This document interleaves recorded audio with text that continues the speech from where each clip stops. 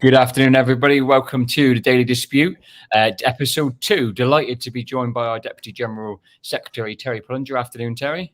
Hello, Chris. You all right? Yeah, I'm good, thank you, buddy. So what we promise you as members is we try and have a mix of content where we talk to you about the issues at stake at the ballot, why it was important to vote, talking about what's going on up and down the UK in terms of the fantastic membership meetings that we're seeing, but also where we would ask Terry to come on and let us know what was going on in the talks that are taking place as part of the dispute resolution process. Day 2, and we've managed to nab him. Thank you, Terry. I know you're literally in the middle of those talks, but you wanted to give the members an update, mate. So I'll hand straight over to you if I can. Yeah, thanks, Chris. Well, we've been here 2 days. Me and the officers, my fellow officers, are in the room as well. Yeah, we're in one of the side meeting rooms, so you couldn't have it fresher than you're getting it now. So it's been interesting across the 2 days. So I suppose I would describe it as we was eyeball to eyeball, and the other guy just blinked. Because, as you know, the business's position has been that there is no pay without change that is inextricably linked, and that can't be broken. Well, they have broken that. So over the course of these 2 days, they're now saying they're going to offer, in respect of our claim of a no strings pay award, which I'll have to explain, unfortunately, a little bit of detail around that for people in a minute, Chris, in terms of our dispute resolution process. But in terms of our claim for a no strings inflation-based pay award, they've now offered 2%, and that's 2% that they would say would go, if we agreed it, would go in July and would be backdated to April the 1st. That would flow through to all aspects of pay, everything, all the allowances, London waiting, etc., overtime, SAs, everything flow through to all elements of pay. And that would also be right across the group. So that would be fleet and parcel force as well, in line with our claim. So there's been a move there. They're still desperately trying to talk about another 1.5 they were talking about when they added to change, but we've stuck to our dispute resolution on our issue, which is a standalone pay deal, and for that they've offered 2%, which is totally inadequate, of course. We spoke to our executive. We rejected it informally in the room, but we will be rejecting that formally as totally inadequate 2%, and I'm sure the members will agree with that. But it's a move. So what we don't know yet is whether that's a cynical move, which it really could be, because that could be the prelude to them taking executive action at the end of the dispute resolution process, which is another week or so. We don't know. And of course, it could be a prelude to them trying to take executive action on change as well. So we'll have to see how that pans out. But that's the most up-to-date position. Now, the bit I need to explain, Chris, to people is in our agreement previously, under our legally binding agreement on dispute resolution, you'll remember that we were forced into mediation, which went on for weeks and weeks and weeks. That has now gone. So what we've got now, if there's a national issue dispute where we've reached a point where there's an impasse between us, then either party can register what we call a DRP, dispute resolution process, nationally, and that's what we're in over our pay claim. But what the company has also been doing, which is a bit tit for tat, in our opinion, it's a bit childish. It is certainly out with the spirit and intent of our agreement, and they've started to lay other DRPs on us on other subjects. So one of them is on their 3.5 offer with change. Now, we believe that one's now disappeared because clearly they've moved away from that. They've offered 2% straight pay, unless they're talking about another 3.5% on top of that linked to change, of course, but they haven't clarified that position yet. But also they're laying others on us. So on change with the Northwest Hub, some of the change that we know they want to do, make everything later, 350 parcel offices, etc., etc. So we're challenging those. But on the ones that are not a link to pay, which is the changes on the 350, whatever it is, parcel hubs, that's not linked to pay. We've refuted the fact that we're at disagreement or dispute yet, because we've been pressing for talks since January, where we have been in talks. The minutes reflect that we're nowhere near breaking down on the issue. But if we are forced into a DRP by the business, which, as I say, is out with the spirit and intent of the Pathway to Change agreement, we will have to engage, of course, and we will forcefully make our position on those DRPs. It's not the way to do business. It will make this situation even worse.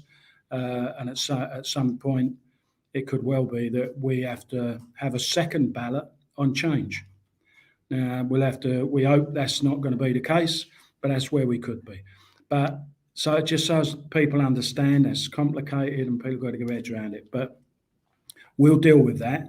But in respect of our pay claim, we have now been offered, which we've got 4 weeks to resolve, and I think, say, a week or so, 2 weeks left, take out the bank holidays, less than 2 weeks. They have now changed their position and they've offered 2%, no strings on our pay claim. And we're clearly saying that 2% is nowhere near enough. The executive has obviously endorsed that position, so we will be formally rejecting it. And I'm absolutely sure the membership will fully support that position. I think, Terry, categorically they will. I've seen the comments flow in already from the members. I mean, Ross here noting that the news comes hot on the back of another £800 on energy bills come the autumn, just yesterday. I mean, your message then, obviously, coming out, obviously, you're still there in negotiations and they're going to continue. Is your message, I'm taking it to the members and to the branches, keep going, keep having the meetings, keep getting ready to return the yes vote? We're still in exactly the same place in that sense? Yeah, and it's a long road, isn't it? So that's, the unit meetings that have been going on, all the photos are absolutely fantastic. And of course, they have a real effect. They do create a pressure point. So the board and Peter, the CEO and everyone else, they can see the strength of feeling already from those meetings. So we've got to keep that going. And that's not a one-off exercise. We need to keep our people informed. So there should be regular gate meetings, in my opinion.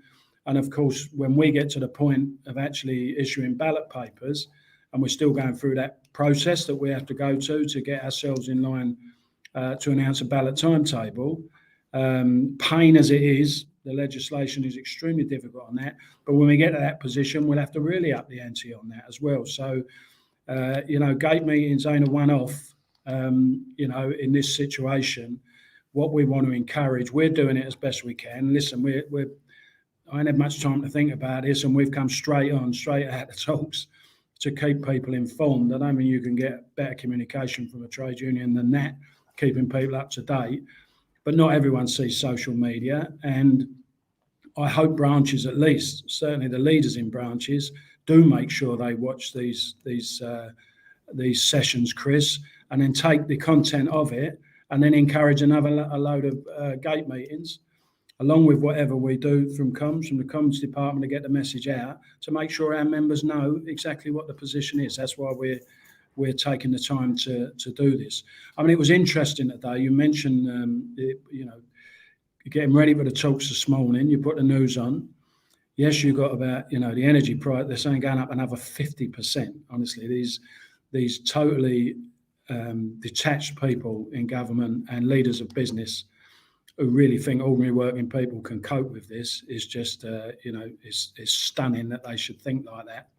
And a lot of working people, we were discussing it at the offices today, so many working people are not covered by trade unions, and they're on their own in this. And, they must be so frustrated, and they must so envy our members in the fact that we can respond, we can protest, we can stand collectively and defend ourselves. And no one should lose sight of that, because there is as I say, there's more workers out there that are in ununionised businesses than there is in unionised businesses. And you saw as well today the response from RMT for the first time in donkey's years. Because they were split asunder as a network, as a national rail operation, different companies, but they've now balloted right across all those networks, massive 44,000 people, I think, massive 89% yes vote. And when I listened to their representative on the telly of what the dispute was all about, it's the same stuff we're dealing with. It's the same narrative, efficiency, more flexible hours, 7-day working, you're overpaid. It's exactly the same narrative. And that seems to be the narrative being given to all key workers and certainly unionised businesses, where you can do conspiracy theories, but I think it's not a big step, a big leap to imagine that the government has spoken to all businesses in that position and told them to exercise restraint and keep pay deals low because of what that can do once that starts to snowball. Because it all sounds too familiar. And of course, the chairman of Royal Mail is also heavily involved with British Rail, just done a big review there. So don't tell me there ain't loads of contacts and discussions that go on with people from government in respect of Royal Mail as well. So it all seems a bit too consistent. So those that can stand up and fight are starting to do it. And I think you'll see other trade unions following in the wake of us. So absolutely. And the key to it all, and always has been with trade union movements, as far as I'm concerned, is eyeball to eyeball contact with your members, having that debate, taking the questions, feeding them back. Our comms strategy, the fact we do this, all absolutely adds massive value to that in terms of our transparency. But that's where it really counts, at the coalface, involve our members, speak to our members, let them know exactly what's going on. And as I say, that's not a one-off. That should carry on all the way through whatever the weeks are in front of us that we're trying to negotiate our way out of this situation, get a proper, decent pay rise, inflation-based pay rise for our members, and then get this company back to operating in line with the Pathway to Change agreement, which was our vision to reinvent Royal Mail, which we have never walked away from, and we've never reneged on that agreement. But they are now, in our opinion, and we're going to have to seriously think about that. Thanks, Terry. One of the things that we always talk about when we do these sessions is giving our members confidence. And you often talk about the fact that, consistently we've been able to deliver excellent agreements without the members needing to lose any pay. And, over the last sort of month or so, Royal Mail have put an extraordinary amount of resource into communicating via a variety of platforms to our members that there is simply no money going to come on the table without change. And today, for the first time, via the news that you're bringing to us, although, completely accepting what all the members on the feed are saying, what you've said and what the executive have quite rightly said, is saying that that's just nowhere near good enough for 2%. Is that an indication, though? Is there a positive in that is my question, in the sense that we haven't even balloted yet, we haven't taken action, and we're already through the collective strength and the points you made about the visibility of the meetings, we've already forced them to, in your words, Terry, blink? Yeah, I mean, you've got to remember, even we had 3 national ballots. We're about to have a 4th one in the same amount of years. And they all smashed the threshold that's put there to try and, footfault trade unions to take industrial action members. They were all massive, massive yes votes, not unlike the RMT one that was announced today, and solidarity to them guys. That's a magnificent turnout for them. And rightly so, and I'm expecting the same for us. But of course it has an impact. Even though they dragged us to court twice, we still got deals, didn't we? So they still know, if they know that strength of, listen, RMT balloted 44,000 people. We'll be balloting somewhere in the region of 120,000 people right across the UK. I think it's the biggest ballot, probably. You've got bigger unions, but I think this is probably the biggest ballot. And we return massive yes votes, and we will again. Our members know where they get the truth. They've seen the agreements over the last 4 or 5 years. People told us we couldn't have a new pension scheme for everybody. We got a deal, didn't we? And we got that deal because we were sitting there with a massive yes vote, and we got that deal without having to take industrial action. But you've got to be honest with people. So yes, they've made a move, Chris, right? And I've no doubt that a lot of that will be because they've seen what's going on. But also, they're so weak on their narrative, they need a different narrative. So you've got to understand this could be cynical. This is so that they can now say, well, we have come out and you do deserve it. And we have come out and offered something. We've offered 2%. Now, people are going to, they'll have to hold on to their barnet, I should think, because the feedback they'll get from people will blow them away. But they're still going to do it. So they've either done it to try and soften their narrative.